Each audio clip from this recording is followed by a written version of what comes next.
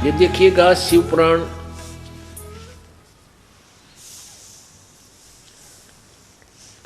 Gita press Gorakhpur से प्रकाशित शिव पुराण, संपादक है हनुमान प्रसाद पोदार,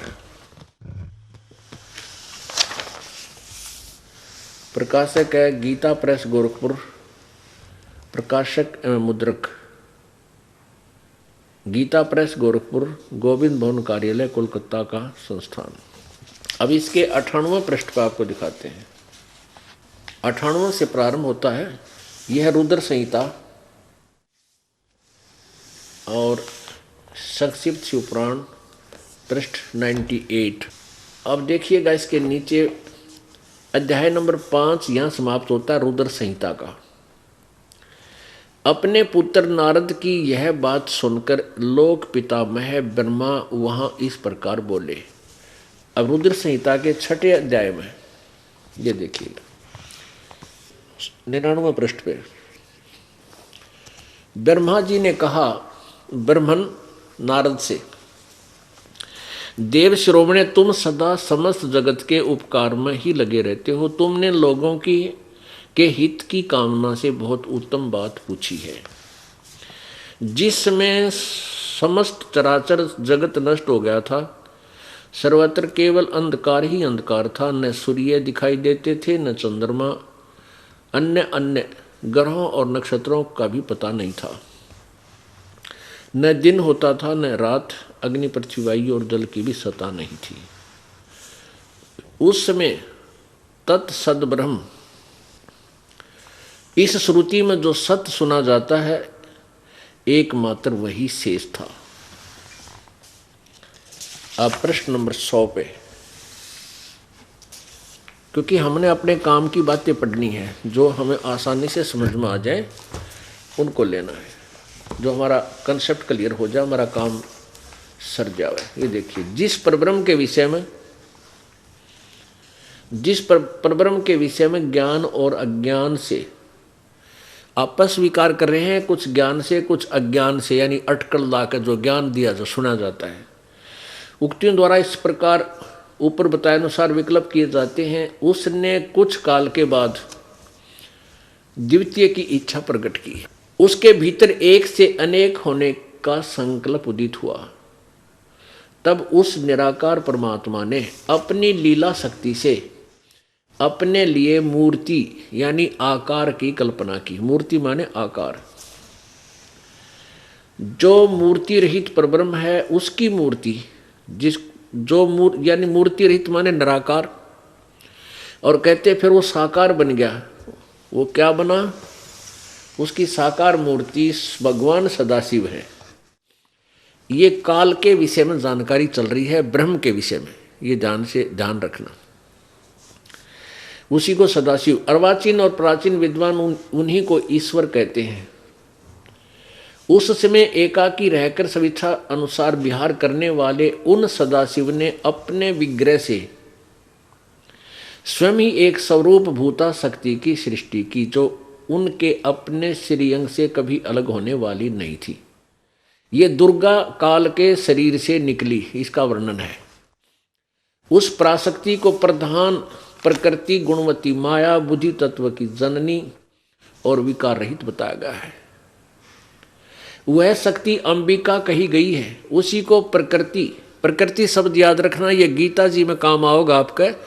जब गीता जी के अंदर आप जी को ब्रह्मा विष्णु महेश की उत्पत्ति दुर्गा और काल से स्पष्ट की जाएगी, सिद्ध की जाएगी। उसमें प्रकृति शब्द, प्रकृति का अर्थ दुर्गा है, यानी इस शेरा वाली माता को प्रकृति भी कहते हैं। ये देखिए, वह शक्ति अंबिका कही गई है। उसी को प्रकृति सर्वेश्वरी और त्रिदेव जननी, ओह, ब्रह्मा विष्णु महेश की माता त्रिदेव जननी, तीनों देवताओं को उत्पन्न करने वाली, तीनों देवताओं की माँ, ब्रह्मा विष्णु महेश की माता, नित्या और मूल कारण भी कहते हैं। सदाशिव द्वारा प्रकट की गई उस शक्ति के 8 भुजाएं हैं। ये स्पष्ट हो गया। इस अष्टंगी को दुर्गा को ही प्रकृति कहते हैं। ये ब्रह्मा विष्णु महेश की माता है। आगे देखो, नाना प्रकार के आभूषण इसके श्री अंग की शोभा बढ़ाते हैं। वह देवी नाना प्रकार की गतियों से संपन्न है और अनेक प्रकार के अस्त्र शस्त्र धारण करती है। स्पष्ट हुआ। आगे देखो, एकाकिनी होकर भी वह माया संयोग वसात अनेक हो जाती है।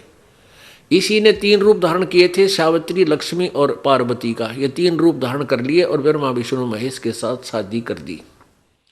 और ये स्पष्ट है कि एकाकिनी होकर भी वह माया संयोग वसात अनेक हो जाती है। वे जो सदाशिव हैं, ये काल भगवान के विषय में कहा गया है, जो इसका पति है दुर्गा का। वे जो सदाशिव हैं उन्हें परम पुरुष ईश्वर शिव, शंभु और महेश्वर कहते हैं। अब उसी का प्रकरण चल रहा है काल भगवान का। अब ये ब्रह्मा बता रहा है, क्योंकि ब्रह्मा जी को परमात्मा पूर्ण ब्रह्म आए थे और ब्रह्मा जी को मिले थे, क्योंकि ये सभी आत्मा उसी कबीर भगवान की हैं।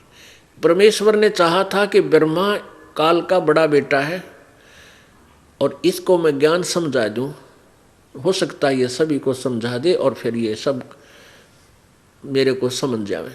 तो ब्रह्मा जी ने परमात्मा से ज्ञान सुना, नाम भी लिया, उपदेश भी लिया, लेकिन बाद में काल ने ऐसी प्रेरणा की उसका नाम खंड करवा दिया। तो उस परमात्मा से सुने हुए उस ज्ञान को और साथ में अपने खिचड़ी ज्ञान को मिलाकर वो ब्रह्मा आगे सुनाने लग गया, परमात्मा से दूर हो गया और काल के हाथ में फंसा रहा, परमात्मा की शरण रखी नहीं। अब उसी काल भगवान के विषय में इसको सदाशिव भी कहते हैं, महाशिव भी कहते हैं, महाविष्णु भी काल ब्रह्म को बोलते हैं और महाब्रह्मा भी यही रूप धारण कर लेता है। अब यहाँ काल के विषय में जानकारी दी जा रही है, देखिएगा। वे अपने सारे अंगों पर भस्म रमाए रहते हैं। उन काल रूपी ब्रह्म ने, हो गया स्पष्ट, कि सदा शिव को काल रूपी ब्रह्म भी बोलते हैं। काल रूपी यानी काल भगवान भी कहते हैं। उन्हीं काल रूपी ब्रह्म ने एक ही समय शक्ति के साथ, ये नाथ नहीं है, मिसप्रिंट है, शक्ति यानी दुर्गा के साथ शिवलोक नामक अक्षेत्र का निर्माण किया था।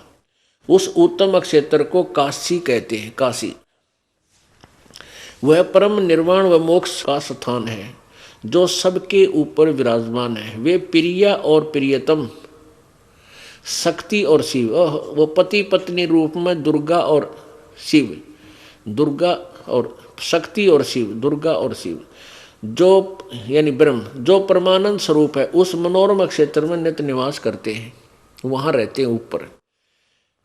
काशीपुरी परमानंद रूपणी है। मुने शिव और शिवा ने, इस काल और दुर्गा ने प्रलय काल में भी कभी उस क्षेत्र को अपने सानिध्य से मुक्त नहीं किया। अब क्या बताते हैं, देव से एक समय उस आनंद वन में यानी काशी में रमण करते हुए, मौज मस्ती मारते हुए शिवा और शिव के मन में यह इच्छा हुई कि किसी दूसरे पुरुष की सृष्टि करनी चाहिए, यानी कोई बालक पैदा करना चाहिए, जिस पर यह सृष्टि संचालन का महान भार रखकर हम दोनों केवल काशी में रहकर इच्छा अनुसार विचरें और निर्वाण धारण करें। ऐसा निश्चय करके शक्ति सहित सर्वव्यापी परमेश्वर शिव ने अपने वाम भाग के 10वें अंग पर अमृत मल दिया, यानी पति पत्नी व्यवहार किया उन्होंने। फिर तो वहां से एक पुरुष प्रकट हुआ, एक पुत्र उत्पन्न हो गया। उसका नाम के रखा 102 पृष्ठ पर रुद्र संहिता अध्याय नंबर 6 चल रहा है। शिव ने कहा, उस काल ने कहा, वत्स व्यापक होने के कारण तुम्हारा विष्णु नाम विख्यात हुआ। अब सिद्ध हो गया कि दुर्गा और काल से, प्रकृति और इस ब्रह्म से विष्णु का जन्म हुआ। ये इनके माता पिता हैं। ये अपने सदग्रंथ बता रहे हैं, दास अपनी तरफ से कोई मिलावट नहीं कर रहा। ये है सिलेबस का ज्ञान जो गुरुओं ने हमें देना चाहिए था, लेकिन उन अज्ञानियों ने लोकवेद सुना के हमारे सदग्रंथों के विपरीत ही हमें ज्ञान में उलझा रखा था। और यही कारण रहा, कोई कुछ दंत कथा सुना रहा है, कोई कुछ सुना रहा है। यदि हम एक ही आधार लेकर चलेंगे सदग्रंथों को, तो अज्ञान होने का कहीं चांस ही नहीं है, कोई भ्रमित ही नहीं हो सकता। क्योंकि हम अशिक्षित थे, हमारे पूर्वज अशिक्षित थे, और शिक्षा का अधिकार केवल ब्राह्मण वर्ग को था। वही संस्कृत पढ़ सकते थे। काशी विद्यापीठ उनका नाम हो रही थी कि ब्राह्मण लोग ही पढ़ेंगे, और उन्होंने ही सदग्रंथों को समझना है। उनका कोई सदग्रंथ समझ में आए नहीं, क्योंकि उनके पास तत्व ज्ञान नहीं था। और तत्व ज्ञान में सृष्टि रचना जो है, सृष्टि रचना की कथा है, जब तक वो समझ में नहीं आती तब तक कोई भी सदग्रंथ आप समझ नहीं सकते। तो वो ज्ञान उन ब्राह्मणों यानी गुरुओं के पास नहीं था, जिस कारण से उन्होंने ये ऐसे क्लियर ज्ञान भी हमें नहीं बता पाए, वो नहीं बता सके, क्योंकि वो तत्व ज्ञानहीन थे। और बाद में फिर पैसे लालच हो गया उनको, अपना रोजी रोटी का धंधा बना लिया, और जिस बात से जनता प्रसन्न हो वही बताना, वही उसी तरह उनको कहना समझाना, और जिससे अपना स्वार्थ सिद्ध हो उस तरह उनको मूर्ख बनाना, ये उनका उद्देश्य हो गया था।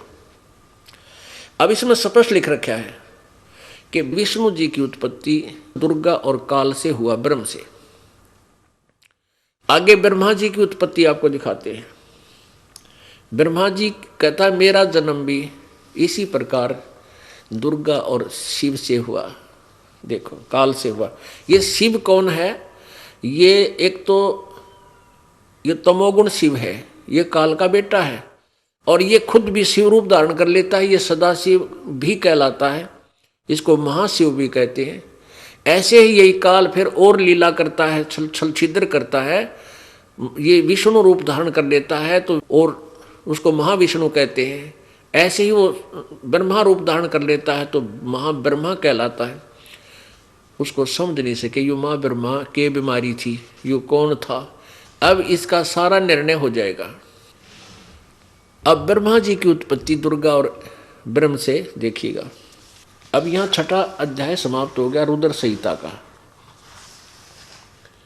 ये आपने अभी पढ़ लिया कि विष्णु जी का नाम धर दिया। उस काल ने, शिव ने कहा वत्स बेटा, व्यापक होने के कारण तुम्हारा विष्णु नाम विख्यात हुआ, तेरा नाम विष्णु रख दिया। अब ब्रह्मा जी कहते हैं 7वें अध्याय में रुद्र संहिता, ब्रह्मा जी कहते देव से यानी नारद जी को बता रहे हैं। तत्पश्चात कल्याणकारी परमेश्वर शांब सदाशिव ने पूर्ववत प्रयत्न करके जैसे विष्णु उत्पन्न किया, मुझे अपने दाहिने अंग से उत्पन्न किया। मुने इस महेश्वर ने मुझे तुरंत ही अपनी माया से मोहित करके नारायण देव की नाभि में डाल दिया और लीलापूर्वक मुझे वहाँ से प्रकट किया। इस प्रकार उस कमल से पुत्र के रूप में मुझ हिरण्यागर्भ का जन्म हुआ। अब पुण्यात्माओं, अब यहाँ जो अनुवाद करता था हिंदी संस्कृत से, जिसने हिंदी में अनुवाद किया, वो यहाँ विचलित हो गया कि शिव से शिव की उत्पत्ति कैसे बताऊं। उसने यहाँ गोलमोल कर दिया। लेकिन कहते हैं चोर चुराई तुंबड़ी और गड्ढे पानी में वह गड्ढे हुआ ऊपर आवे नो सच्चाई छनी ना। इवन अज्ञानियों ने जैसे तुम्बा होता ना, तुम्बा एक तारा सा बना करें, जैसे ये सीताफल होता ना पेठे जितना मोटा एक वो होता है तुम्बा, एक बेल का लगता फल है, और उसको वो सूख जाने के बाद उसको सुराख करके उसके बीज निकाल देते हैं और वो इतना मोटा हो जाता है और वो खाली होता है, उसको वो पानी में डूबता नहीं। कहते किसी चोर ने वह तुम्बा चुरा लिया किसी का और उसको पानी में छुपाने लग गया नीचे, वो पानी में छोड़ का और वो ऊपर आ जा जब। तो कहते हैं इन्होंने, इस अज्ञानियों ने सच्चाई को दबाने की चेष्टा पूरी की, लेकिन ये सच्चाई छुपी नहीं, दबी नहीं। चोर चुराई तुंबड़ी वो गड्ढे पानी में और वो गड्ढे हुआ ऊपर आवे नो सच्चाई छानी ना। अब आपको दिखाते हैं 110 पृष्ठ पे ये रुद्र संहिता का 9वां अध्याय 110 पृष्ठ पे। यहां है अध्याय 9, इसके लास्ट में, इस प्रकार ब्रह्मा विष्णु तथा रुद्र इन 3 देवताओं में गुण हैं। ये भी सिद्ध हो गया कि रजगुण ब्रह्मा, सतगुण विष्णु, तमगुण शिव, ये तीनों गुण युक्त है, परंतु शिव गुणातीत माने गए। इससे सिद्ध है कि ये कोई इन तीनों से न्यारा है और जो इनका पिता है। अब और क्लियर करते हैं इसी शिव पुराण के, और प्रश्न नंबर 25-26 पे आपको बिल्कुल क्लियर हो जाएगी यही कथा। ये देखो, ये है विद्वेश्वर संहिता, विद्वेश्वर संहिता, और प्रश्न नंबर 25 पे है।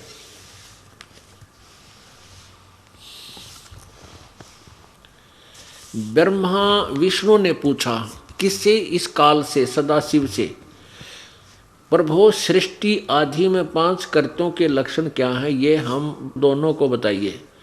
भगवान शिव बोले, ये काल बोला, ब्रह्म, मेरे कर्तव्यों को समझना अत्यंत गहन है, तथापि मैं कृपा पूर्वक तुम्हें उनके विषय में बता रहा हूँ। ब्रह्मा और अच्युत यानी विष्णु सृष्टि और पालन, संहार, तिरोभाव और अनुग्रह, ये 5 ही मेरे जगत संबंधी कार्य हैं जो नित्य सिद्ध हैं।